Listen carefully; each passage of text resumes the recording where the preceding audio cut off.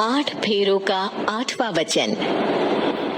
स्वाति ने इसी साल शहर की कॉलेज से पढ़ाई पूरी की है और अब उसके लिए जगह जगह से रिश्ते आने लगे हैं। स्वाति से ज्यादा उसके रिश्तेदारों को उसकी शादी की चिंता है, इसीलिए जो भी स्वाति के घर आता वो किसी नए लड़के की खबर जरूर ले आता।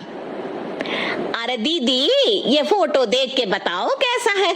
राहुल नाम है लड़के का, मेरी सहेली की बहन का बेटा है। अपनी स्वाति के साथ एकदम प्यारी जोड़ी लगेगी इसकी। जरा दिखाना, फोटो तो बढ़िया लग रहा है। कोई गलत आदत वादत तो नहीं है ना इसे? और कमाता कितना है?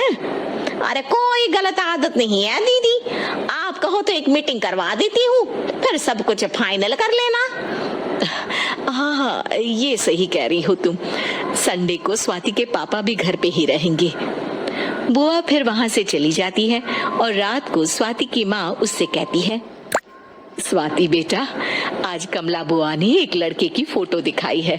संडे को वो लोग मिलने आ रहे हैं, तैयार हो ना तुम बेटा? अरे मम्मी, आप कहाँ कमला बुआ के चक्कर में आ जाती हो? अभी इतनी जल्दी कोई शादी वादी नहीं करनी है मुझे। अरे बेटा, अच्छा लड़का है, बुआ जानती है उसे अच्छे से। हाँ स्वाति बेटा, एक बार मिल तो लो, बाद में देखेंगे आगे क्या करना है। वैसे तो कमला रिश्ता लाई है तो मना करने का तो कोई सवाल ही नहीं उठता। संडे की सुबह होती है और कमला बुआ राहुल और उसके मम्मी पापा को लेकर स्वाति के घर आती है।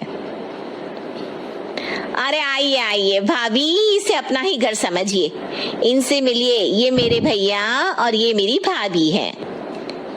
नमस्ते भाभी जी, ये है हमारा लड़का राहुल, सरकारी नौकरी की तैयारी कर रहा है ये। वैसे आपकी बेटी कहाँ है? अरे स्वाति बेटा, बाहर आ जाओ। वैसे कितनी पढ़ाई की है स्वाति ने? जी, पोस्ट ग्रेजुएट है हमारी बेटी साइंस में। ये सब तो ठीक है, पर घर संभालना जानती है या नहीं? हमें कौन सी इससे नौकरी करवानी है?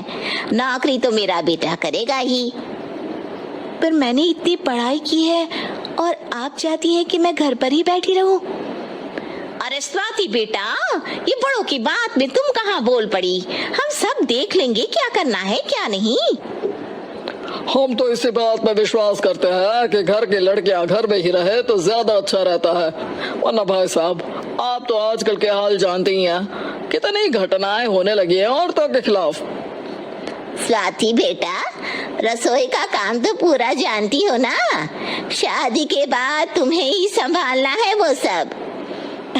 अरे बहुत अच्छा खाना बनाती है ये, आप सब लोग इसकी तारीफ करते नहीं थकेंगे। लो भाई, हो गई मीटिंग, अब शादी की तारीख फाइनल कर लेते हैं, क्यों भैया? भाई, हम तो पंडित जी से चर्चा करने के बाद ही तारीख फाइनल करेंगे। सालों से हम उनकी बातें मानते हुए आ रहे हैं। लड़के वाले और कमला बुआ की बातें सुनकर स्वाति एकदम नाराज हो जाती है और उसे लगने लगता है कि शादी के बाद उसे घर पर ही बैठना पड़ेगा। लेकिन घर वालों के आगे उसकी एक नहीं चलती और उसे शादी के लिए हाँ कहना पड़ता है। शादी का दिन आ जाता है और सब मंडप में जमा होते हैं। अब फेरों का समय हो गया है, अब कन्या अपने वर से 7 वचन मांगेगी। आप किसी धार्मिक आयोजन में जाएं तो मुझे भी ले जाएंगे।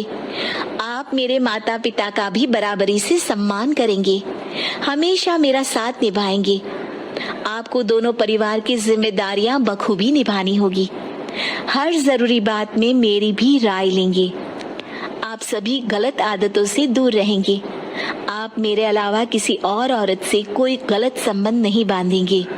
ये 7 वचन पूरे हुए, वर क्या तुम्हें ये सारे वचन मंजूर है? जी हाँ पंडित जी, मैं सारे वचन अच्छी तरीके से निभाऊंगा।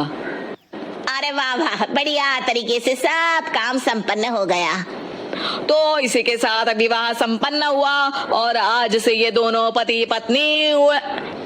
1 मिनट पंडित जी, अभी एक वचन लेना बाकी है। अब कौन सा वचन है बेटा? मैं अब हमेशा के लिए किसी दूसरे घर में जाने वाली हूँ, तो पति के अलावा मैं अपने सास ससुर से भी एक वचन लेना चाहूंगी। अब कहो बेटी। मैं ये चाहती हूँ कि मुझ पर किसी बात की कोई पाबंदी नहीं लगाई जाएगी। मुझे सब कुछ करने की आजादी होगी और मैं भी विश्वास दिलाती हूँ कि मैं एक अच्छी बहू बन के दिखाऊंगी। स्वाति की बात सुनकर उसके सास ससुर एकदम चौंक जाते हैं और कुछ बोल नहीं पाते कि उतने में कमला बुआ बोल पड़ती है। अरे बेटा, ये भी कोई कहने की बात है? रानी बन के रहोगी तुम तो। वचन देने से पहले सोच लीजिए, क्योंकि शास्त्रों में वचन ना निभाने वालों के लिए नरक से भी बदतर सजा लिखी है। स्वाति की चालाकी से वहां मौजूद सब लोग प्रभावित हो जाते हैं और लोगों में बदनामी ना हो जाए, इस कारण स्वाति के सास ससुर को उसे वचन देना पड़ता है। और कैसी अपशकुन वाली बातें कर रहे हैं आप पंडित जी? हमें मंजूर है बेटा तुम्हारी शर्त। स्वाति अपनी समझदारी से अपनी बात अपने ससुराल वालों से मनवा लेती है और खुशी खुशी राहुल से शादी कर लेती है। अब से हर शादी में मैं खुद 8 वचन दिलवाऊंगा। ओम मंगलम मंगलम मंगलम।